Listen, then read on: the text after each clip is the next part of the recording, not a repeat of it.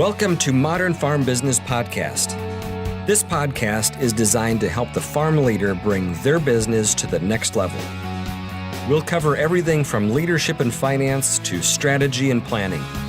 I'm your host, Dean Hefta. Joining me today is best-selling author and nationally recognized leadership expert, Mark Sanborn. He's the president of Sanborn and Associates, an idea studio dedicated to developing leaders in business and in life. His books include The Fred Factor, about how passion in your work and life can turn the ordinary into the extraordinary, as well as the best-selling You Don't Need a Title to Be a Leader, and his latest release, The Potential Principle, about closing the gap between how good you are and how good you could be. Mark, thanks for joining me today. Dean, my pleasure. So let's go ahead and get started here talking about passion. This is a word that has gotten so much use the past few years. You hear phrases like follow your passion and I've just lost my passion and so on. How does passion fit into building a great life and being an effective leader? I'm probably one of the few people that talk about passion as only part of the process. You can follow your passion, but if you don't have a path, you'll get nowhere. You can have a lot of passion, but if you don't have a process, it won't do you any good. I always think of passion as a gallon of gasoline and process as the car. And if you have a gallon of gas but no car to put it in, that fuel doesn't help you. Matter of fact, it weighs you down because now you're carrying around a gallon of gas. But I do think that passion is really what keeps us motivated and inspired. Most people, and you and I talked about this before we began the interview, I grew up on a dairy farm in Northeast Ohio, got started in speaking in 4-H at the ripe old age of 10 when I entered the 4-H safety speaking contest. And the short story there is I got beaten so badly and was so embarrassed that I became passionate about learning how to be a good an effective public speaker. And these many, many, many years later, I've been speaking full-time professionally for 33 years. So my passion was kind of born out of an abject failure that I wanted to overcome. So passion is the fuel that drives us. And it's really the difference between mediocrity and excellence, and it's the difference between the common and the extraordinary. But one of the things I like to point out is that passion isn't a singular thing. You can have passion for what you do, and if you are a farmer, I think a lot of people, obviously, with the kind of work and the unpredictability and the frustrations and challenges that come with farming and agriculture, I think most people pursued it as a passion. They really were committed to the land, really committed to farming.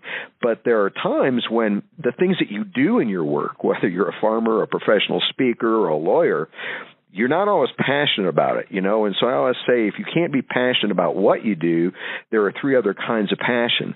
The second kind of passion is to be passionate about how you do it, to look for a way to make things better or to improve that process. The next way is to be passionate about why you do it. What is the purpose behind what you do? Maybe it's not just to put food on the table, but it's to put your kids through college or to give them a better life than you had or to create more opportunity than they would otherwise have had. And finally, for me, what I think is kind of the trump card when you can't get passionate about those first three is to be passionate about who you do it for. I don't like getting on airplanes much these days. I've got 6 million miles, and I've spent 6.5 consecutive years in meetings, if you took all the days I've been in meetings and added them together. But I'm passionate about who I do it for, both the audience and when I write books, my readers, and of course for my family and friends. So those are the four passions: being passionate about what you do, how you do it, why you do it, and whom you do it for. I like the analogy of the fuel for the tank, and sometimes our tank can run a little empty. What's your advice to people who they're just running out of gas? Maybe economically challenging times. Maybe it's just I've been doing this for 20 years and I've just kind of lost that zeal that I had when I started. What's your advice for kind of rekindling that passion, that fire, that fuel for the things that we do? Oh, that's a great question. And, one of the things that I have become pretty convinced of is that, passions can change. And when you lose your passion, if you can't regain it, and I'll talk about maybe a couple ways that would help to try to do that. But sometimes you just have to admit, I'm not passionate about that anymore.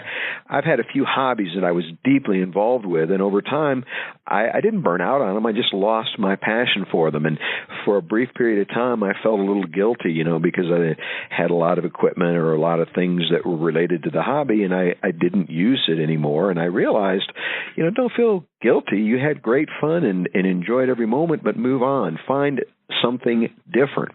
Now, that's a lot harder to do when it's a career, when it's the way you make your living.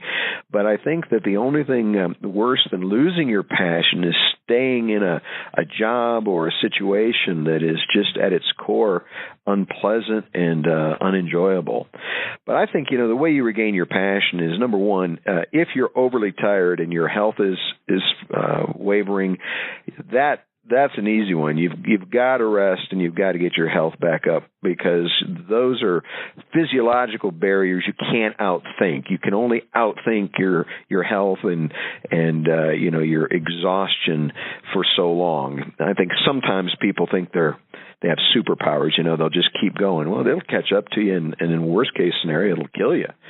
So you've got to take care of yourself, because there's very little room for passion if you're not healthy and you're not rested. The other thing I would say is you've got to look at, what was that original thing that made you passionate? What was your curiosity? What was your interest? And, it sounds counterintuitive, but sometimes to go forward, we have to go backward, and we have to look back in time and say, what attracted me to this? And think of those things and those times when you feel the most excited and enthused.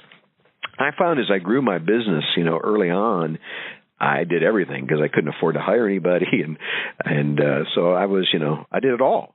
But as I started to become more and more successful, I realized that my time was best spent doing what I was best at, and so I started using employees and independent contractors and freelancers to do both those things I wasn't that good at doing, or that somebody else could do for a lot less than I could.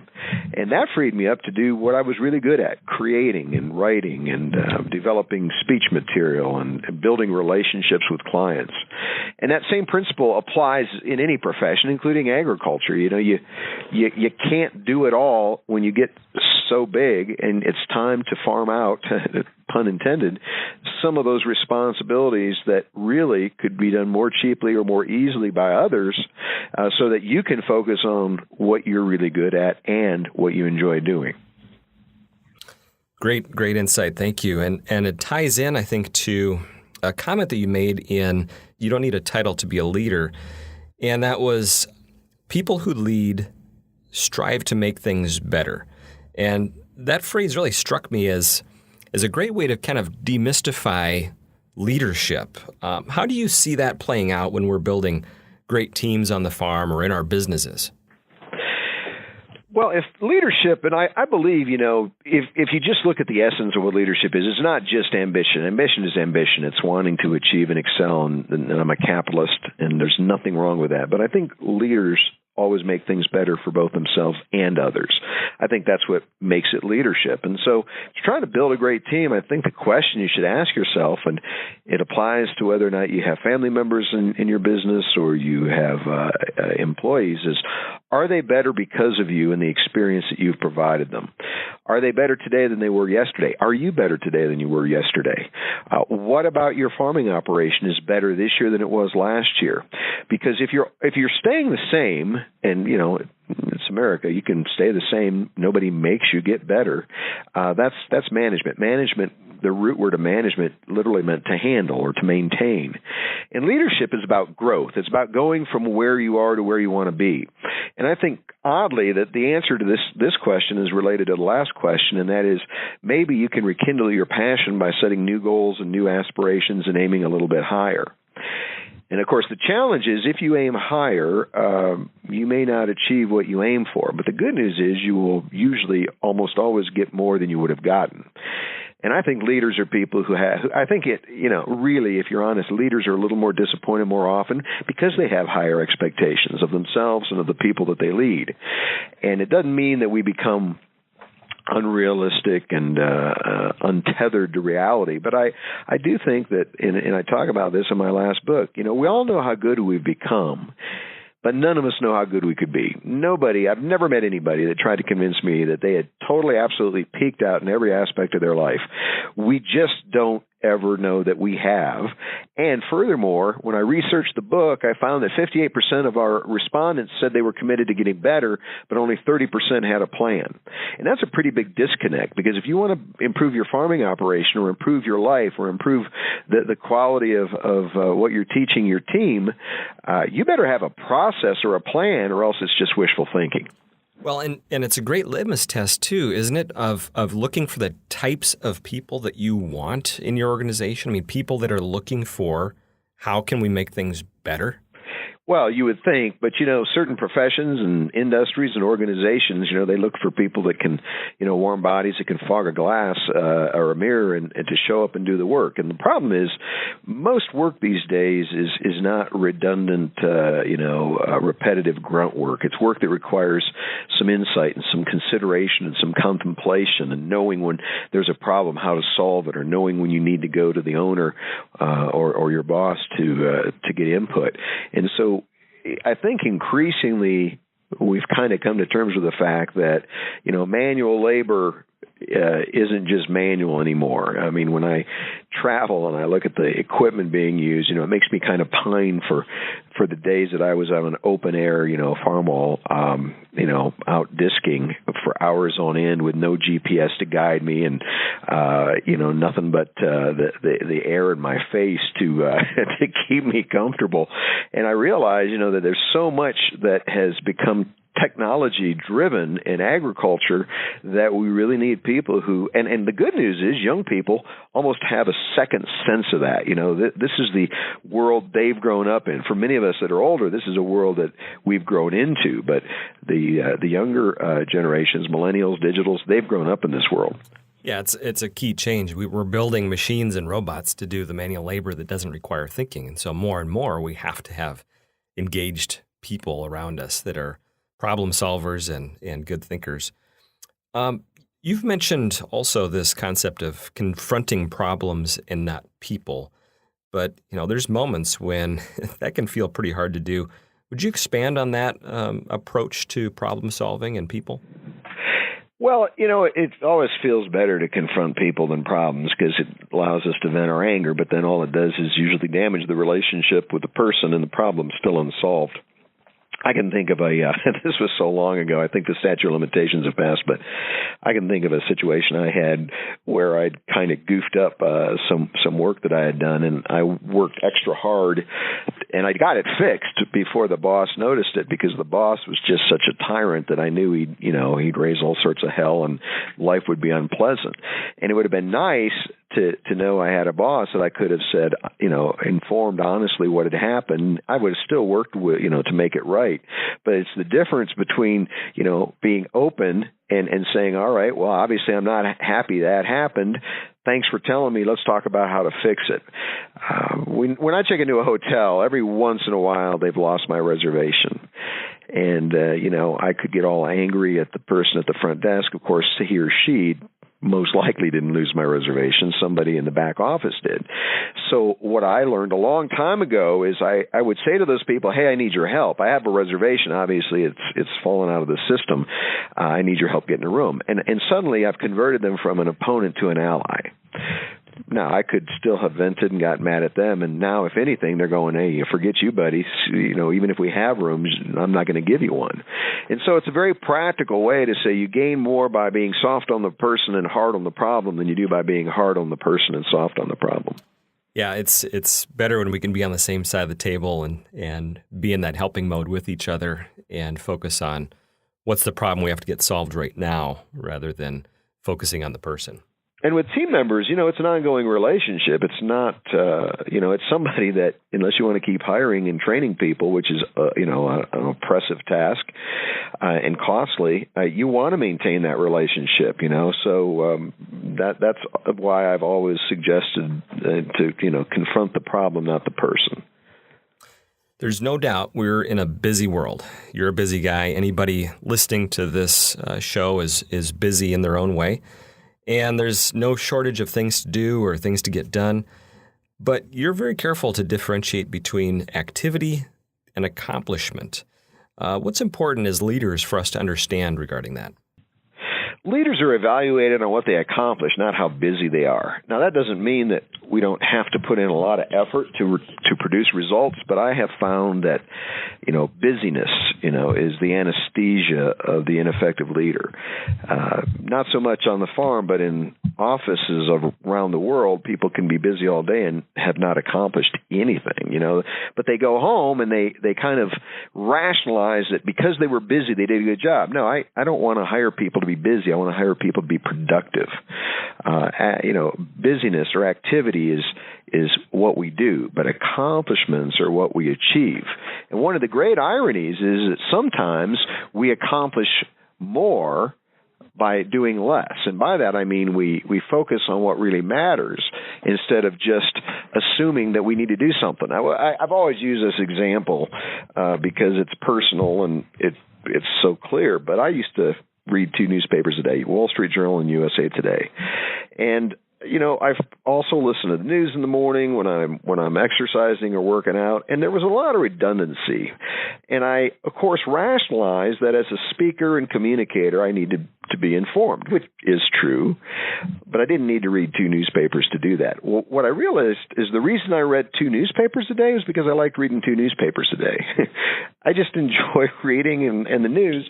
And that doesn't mean that I don't still read a lot, but I got out of this unexamined habit of just every day, start the day, read 2 newspapers and lose, 45 minutes or an hour that I could have been doing something more productive.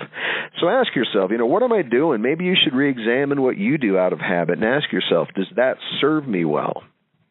Yeah, and as you were sharing the story, it got me thinking there's so much that we do that we don't think about because it's just habit. But then you think about that day before you leave on a long vacation and how productive you get, right? What if every day was like that? Or, I've talked to leaders about their business and, hey, what would you have to get done if you could only work 2 days a week? And sometimes these questions can really get us thinking differently about what are we measuring? Are we proud of putting in a 12-hour day, or are we proud of what we've accomplished? And maybe that could have gotten done in 2 hours, right? And it's not about the time, it's about what we're getting done. Yeah, not about input, it's about output. Perfect. Let's touch on your newest book, The Potential Principle. You mentioned in there, and you touched on this a little bit earlier in our conversation, the key to improvement is being willing to risk disappointment. How does that play out if we really want to get better? Well, think about the first time you ever tried something very difficult, whether it was skiing or playing cards or fishing. There was a lot of disappointment, and if you weren't willing to put up with the disappointment, then you never tried to ski or play cards or go fishing again. Everybody begins as a beginner, and we often are too easily discouraged. I read an interesting article yesterday that I kind of wish I'd written because I've always thought this, but somebody put it into words before I did. And they said when somebody says they can't do something, it just means that they aren't willing to put in the effort to do it. You can learn to do anything. You may not play for the NBA, but you can learn to play basketball. You may not become a PGA Tour player, but you can learn to golf. And so when somebody says, I can't do it, the question you should ask is, have you tried everything? And if the answer is no, then you really could do it. You just aren't willing to, or have decided it's not worth it. So I think, we have to be willing to put up with the initial disappointment that comes when we strive to try something new or to make something better. And also, I think that it's important to realize that the better you get, the harder it is to get better. I think what discourages successful people is when when I started speaking, I was like a sponge, and I learned so much about speaking, and over time I kept getting better. But the longer you're in a business, the harder fought and the more nuanced gains become. You have to look, you have to be more discerning. You have to look for little details that in the past weren't important because there were big things that you could do to get better. So I think sometimes people get a little discouraged. The better you become, the harder it is to get better. And so it takes additional effort and patience to improve. You've worked with hundreds of people and their improvement what are some of the things that you see as blockers that, man, these might be blind spots for me as I'm working to get better, that if I can be more aware of these things, I can kind of change my process or be aware of them as I'm working to get better? I just finished my next book. I turned in the manuscript, and there's still a lot of editing, but the working title is called The Three Imperatives of Intentional Leadership. And I will limit the setup to what intentional leadership is and how I learned it, but I will define intentional leadership, and that is being crystal clear on what you're trying to accomplish and then taking consistent action every day to accomplish it. The two primary reasons why any leader or business fail is, number one, they're not clear on what they're trying to do. Or number two, they're clear on what they're trying to do, but they're doing the wrong things or not consistently doing the right things to achieve it. And if you get those two things right, everything else becomes, tactical. I've worked with so many entrepreneurs that, their world was their oyster. There were many things that they could do, and they were continually chasing new rabbit trails, because they found something else they could do. And we always took them back to the question, what is your reason for being, your primary purpose, your driving ambition. And then once they had that, we could say, all right, now what actions need to be taken? A lot of what happens, and I write about in the book, is that we play by the rules of yesterday. We do business in the world that was, not the world that is. And, right now with everything going on with tariffs and the potential farm relief bill, it's important that farmers make sure that they're not stuck in the past doing business as it once was in agriculture, and that they're very contemporary and they're doing business in the world that is, because there are continuing developments that will adjust what we do every day to achieve our goals. Awesome. So if I'm working to get better and there's one thing that you want to make sure that I know or that I apply, what should I really have in mind as I'm moving forward? There are a number of things, but I'll give you what is one of my favorites and one of my clients' favorites, and it's the disruption question, and that is who or what in your life needs disrupted. There's the disruptors and the disruptees, and if you don't disrupt an out-of-date habit or a bad behavior or an underperforming employee, it'll come back to disrupt you. It's a little bit of a riff on that change before you need to. As my friend Larry Winget says, most people don't change until they absolutely have to, and by then it's almost too late. So the disruption question is a courage question. It's not about knowing what needs to change or be disrupted. It's about being willing to do it in the pursuit of getting better. Awesome. Great stuff, Mark. So powerful. If people want to get more of stuff that you've written and that you've worked on, where should they go? Well, the mothership is marksanborn.com. I blog. There's a blog at marksanborn.com. I'm also on Twitter, Mark_Sanborn. I'm on LinkedIn, but all of those social media links are on my homepage at marksanborn.com. Great. And we'll have links to all of that in the notes for this show. With us today has been best-selling author, speaker, and leadership expert Mark Sanborn. Mark, thank you so much for sharing your message with our audience today. Well, I've enjoyed it. Thanks for having me, Dean.